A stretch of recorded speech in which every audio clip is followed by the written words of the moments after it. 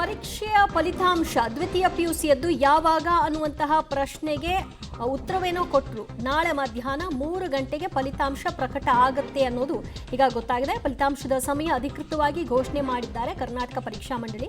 ನಾಳೆ ಪರೀಕ್ಷೆಯ ರಿಸಲ್ಟ್ ಬರುತ್ತೆ. ಆದರೆ ಸಮಯವನ್ನು ಪೆಂಡಿಂಗ್ ಆಗಿ ಇಟ್ಕೊಂಡಿದ್ರು.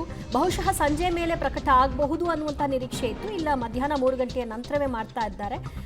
ಆದ ಕಾರಣದಿಂದಾಗಿ ದ್ವಿತೀಯ ಪಿಯುಸಿ ಪರೀಕ್ಷೆ ಬರೆದಂತಹ ವಿದ್ಯಾರ್ಥಿಗಳು ಈಗ ನಿಮ್ಮ ರಿಸಲ್ಟ್ ಏನಾಗಿರುತ್ತೆ ಅನ್ನೋದನ್ನ ನಾಳೆ 3 ಗಂಟೆ ಪ್ರಕಟವಾದ ನಂತರ ಆ ನಂತರ ವೆಬ್ಸೈಟ್ಗಳಲ್ಲೂ ಕೂಡ ನೀವು ಅದನ್ನು ಪಡ್ಕೊಳ್ಬಹುದು ಅಂತ ಕರ್ನಾಟಕ ಪರೀಕ್ಷಾ ಮಂಡಳಿ ಫಲಿತಾಂಶದ ಕುರಿತಾಗಿ ಅಧಿಕೃತ ಮಾಹಿತಿಯನ್ನು ಕೊಟ್ಟಿದೆ.